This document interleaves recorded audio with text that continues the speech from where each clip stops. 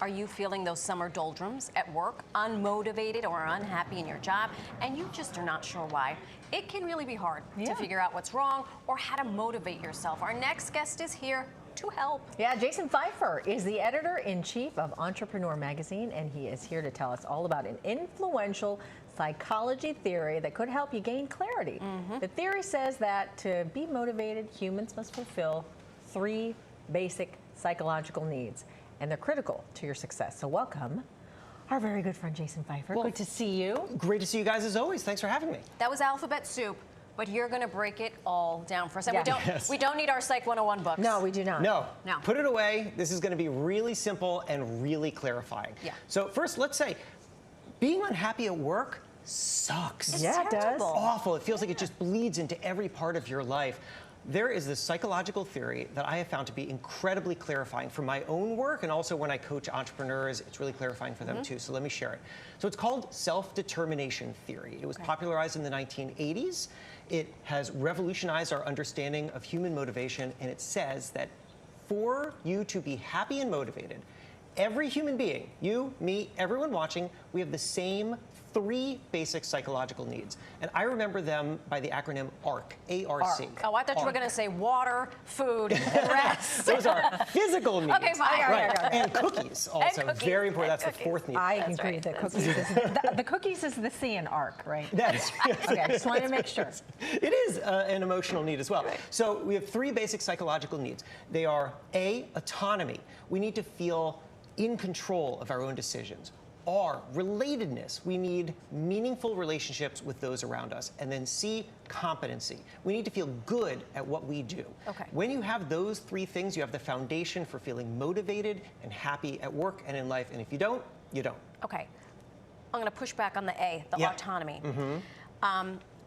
I think someone would say to me, well, I'm not a manager. I am not a decision maker. How could I possibly have autonomy at work if I'm point. only in this part of this rung Right. of the ladder? It's a really good point. This is about where we find our sense of purpose and ownership. And it's true that not everyone in an organization has full control over everything that happens. But the question is, do you feel a sense of ownership and being trusted in what you do? Okay. And if you don't, then you feel like you're just someone else's puppet. You're just getting pulled around. And that's why these kinds of things are going to be applicable in different ways to every person, but you have to step back and think, do you have them? Okay. And that's the critical thing. When you are unhappy at work, when you're feeling unmotivated, it can feel like you can't figure out what's wrong. Yeah. You show up, you don't know why you're unable to roll out of bed in the morning and be happy and excited to go to work. So by thinking about ARC, autonomy, relatedness, competency, what you're able to do is create these 3 specific things that you can investigate. You should ask yourself, do I have the autonomy that I need in this role? Do I feel like I can show up and make some kind of decision, have some kind of ownership over something? Or do I feel like I have meaningful connections with those around me? C, competency. Do I feel good at what I do? If the answer to any of that is no, you need to step back and start to think, what will help me get there? Autonomy, for example, you made a great point about that. So maybe it's a conversation with your manager about how do I start to be on a path towards more responsibility where I can have some more ownership over the decisions that I make. Maybe it's relatedness and you need to find a manager or someone who can mentor you. You need to step out and start making more meaningful relationships. If you do not do these things, I am telling you, it is an unsolvable problem. But what if you are surrounded by negativity? Yeah. People that don't even want to be in this situation where they are happy at work. Right? It's very, I mean, it's infectious sometimes, It that is. negativity. It absolutely is. And and you will seek these 3 things, autonomy, relatedness, and competency, however you can find them. Because they're needs. And needs don't just go away. So if you're hungry and you go to the refrigerator and there's no food there, You're going to keep being hungry. you're going to you're going to say, where are the cookies? Right?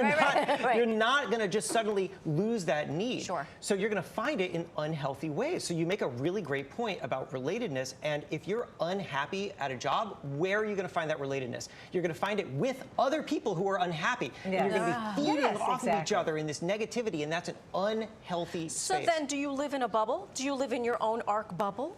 Or do you deflect the negativity? Because that's what That's I the hear. hard part. That's what I hear a lot, unfortunately, Yeah. across industries. Is how do I not absorb the negativity and be relatable, Yeah.